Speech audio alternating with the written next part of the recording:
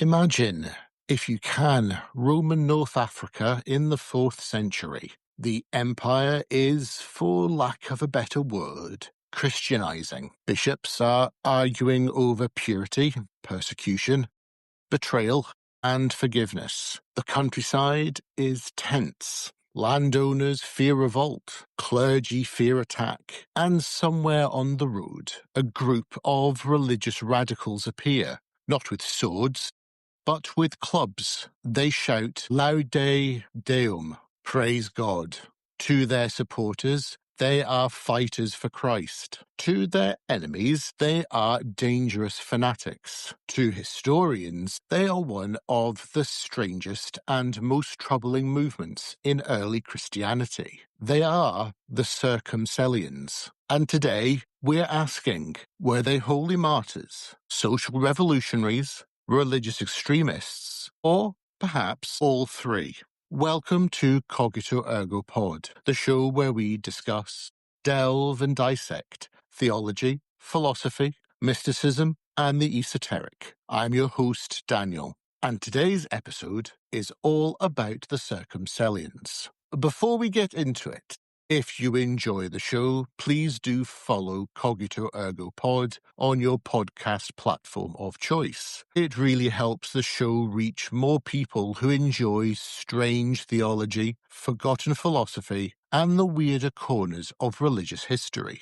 You can also support the podcast by sharing an episode with a friend, leaving a rating or review, and following along on Instagram and TikTok, where I share episode updates, source notes, and extra historical and religious oddities. Now, let's travel to 4th century North Africa, where a church dispute became a social crisis and a hunger for martyrdom took a very dark turn. To understand the Circumcellions, we first need to understand the Donatist controversy. The Donatist schism began in North Africa after the Diocletianic Persecution, which started in 303 CE. This was the last great imperial persecution of Christians before Constantine's rise. During the persecution, some Christian clergy handed over scriptures or church property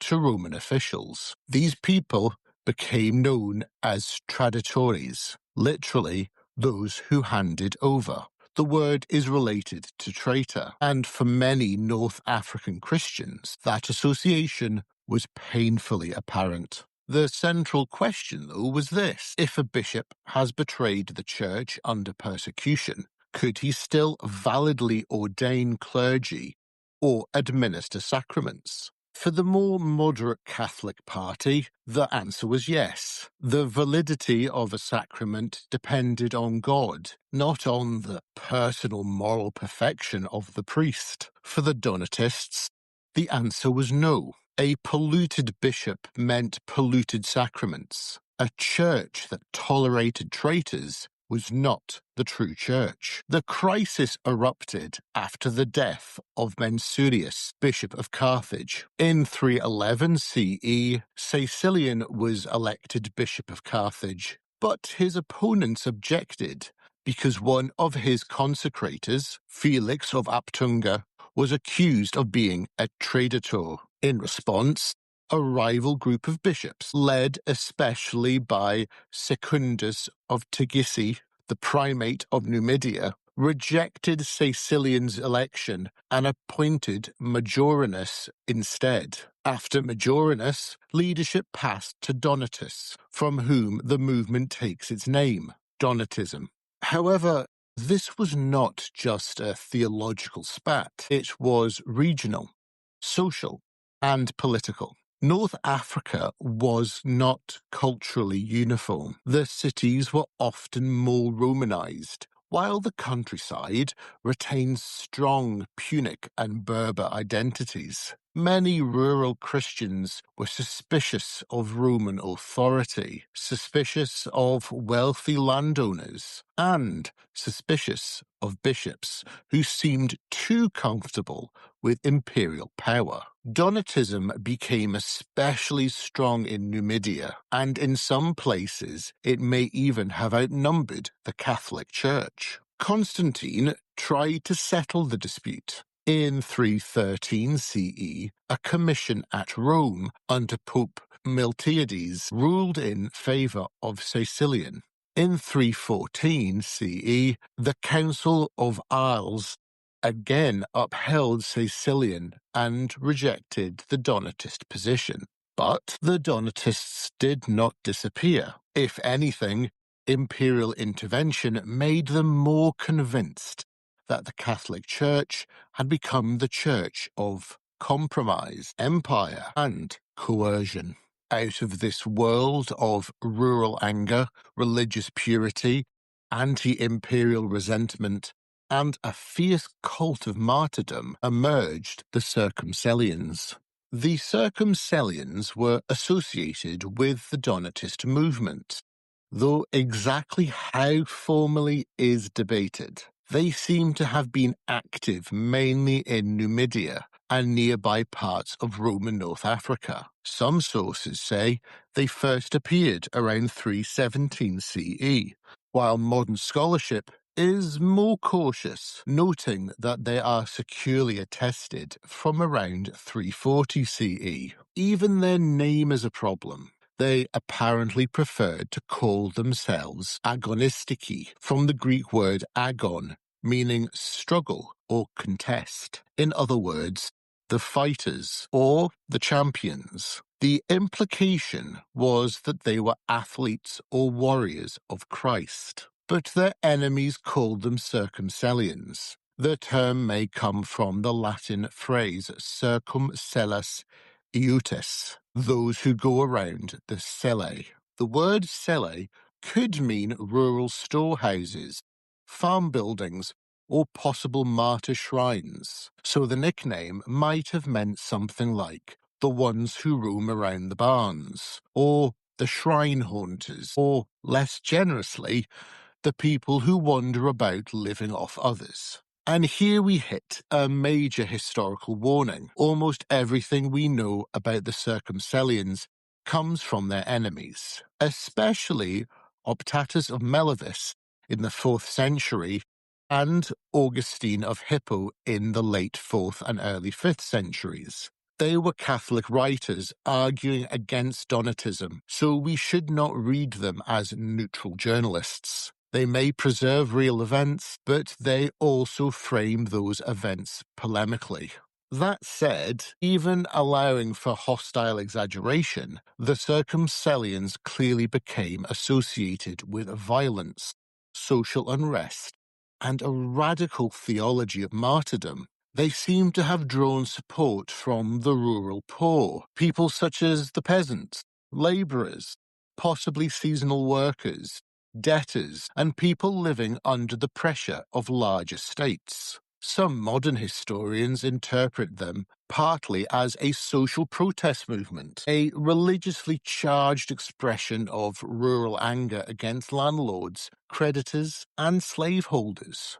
Optatus says that around 340 CE, Circumcellions targeted creditors and slave owners, terrifying lenders and disrupting the power of masters over enslaved people. Their program, or at least their reputation, included attacks on debt, wealth, slavery, and social hierarchy. So if we strip away the polemic for a moment, we might say this. The Circumcellions were not merely theological oddballs. They emerged where religious grievance and economic suffering overlapped. They were the nightmare of the Roman land-owning class, armed, mobile, rural, apocalyptic, and convinced that God was on their side. This is where the story becomes difficult, and it is important to handle it carefully. The Circumcellions are famous for their relationship with martyrdom. Early Christianity honoured martyrs, those who died rather than renounce Christ. In North Africa, martyr devotion was especially intense. The memory of persecution was recent. The wounds were real. For the Donatists, the true church was the suffering church, not the comfortable one.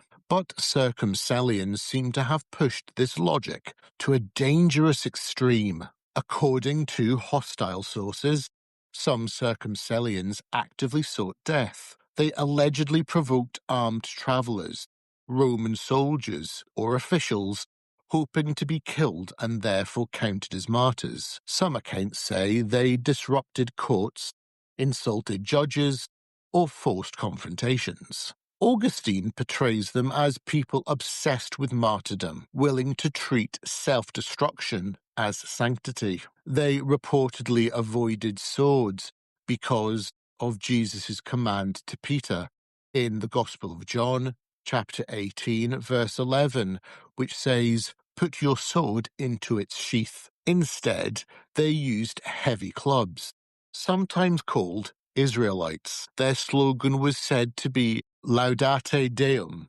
praise God. Now, there is almost a dark absurdity in that detail. Warriors who reject swords but carry clubs. But we should not let the strangeness distract us from the suffering involved. People were beaten. Clergy were threatened. Travellers could be attacked. Landowners and creditors feared them. Enslaved people and debtors may have seen them as liberators. Others saw them as a mob. The Circumcellions occupy a deeply uncomfortable place in Christian history because they force us to ask, when does the honouring of martyrdom become the pursuit of death? When does protest against oppression become terror? And when does religious certainty become permission to harm? Their targets seem to have included Catholic clergy, landowners, creditors, slaveholders, and possibly Donatists viewed as insufficiently committed. The violence was not simply random. It was tied to a world of social and religious conflict, but it was violence nonetheless. In 347 CE, Emperor Constans sent imperial officials Macarius and Paulus to North Africa to push for church unity. This became known among the Donatists as the Macarian Persecution. One key incident involved Donatus of Bagae, a Donatist bishop who reportedly called on Circumcellions for support. The confrontation ended in bloodshed, with Donatus of Bagae and others killed. Another Donatist bishop, Marcellus of Thamugadi, was later remembered by Donatists as a martyr after his death in 347 CE. Catholic sources disputed some Donatist martyr claims, but the episode became central to Donatist memory. This matters because the Circumcellions were not born in a vacuum. They lived in a cycle of religious violence, Donatist militancy, Catholic anxiety, imperial coercion, martyr memory, and simple revenge. Everyone claimed to be defending the true church. Everyone claimed to be the victim, and ordinary people paid the price. As I'm sure has already become clear, no episode on the Circumcellions can avoid Augustine. Augustine of Hippo originally preferred persuasion over force in dealing with Donatists, but over time, faced with ongoing violence and division, he came to defend imperial coercion as a tragic but necessary tool to bring schismatics back into unity. This is one of the most controversial parts of Augustine's legacy, and that's saying something. For Augustine, the Circumcellions became proof that Donatism was not merely a harmful alternative church. He portrayed them as violent extremists and used their actions to argue that the state had a role in restraining religious disorder. But this raises an uncomfortable irony. The more the empire used force against Donatists, the more Donatists could present themselves as persecuted martyrs. Imperial pressure fed the very martyr identity it was trying to suppress. The Great Showdown came in 411 CE at the Conference of Carthage. The imperial official Marcellinus presided over a formal debate between Catholic and Donatist bishops. The result went against the Donatists. They were declared in error, and imperial law increasingly moved against them. In 412 CE, anti-Donatist legislation specifically mentioned the Circumcellions.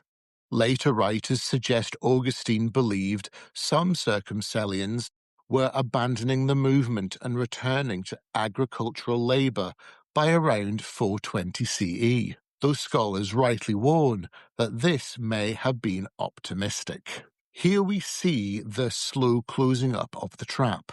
The Donatist Church was pressured legally, theologically, and militarily. The Circumcellions, as its most notorious radical edge, became increasingly difficult to sustain. However, the Circumcellions did not end in one dramatic final battle. There was no single last stand where the movement suddenly vanished. Instead, they faded through a combination of repression, exhaustion, changing political circumstances, and the gradual weakening of Donatism itself. After the Conference of Carthage in 411, imperial policy became harsher towards Donatists. Churches could be confiscated, bishops could be exiled, communities could be pressured into Catholic unity. The Circumcellions were named in legal measures and treated as a public order threat. But North Africa itself was changing. In 429, the Vandals crossed into North Africa, and by 435, they controlled Numidia. Some evidence suggests Circumcellions may still have existed after the Vandal takeover, though the evidence becomes uncertain. The later Vandal decree under Honoric in 484 again refers to Circumcellions, but scholars debate whether this proves they were still active or whether the law was simply repeating older legal language.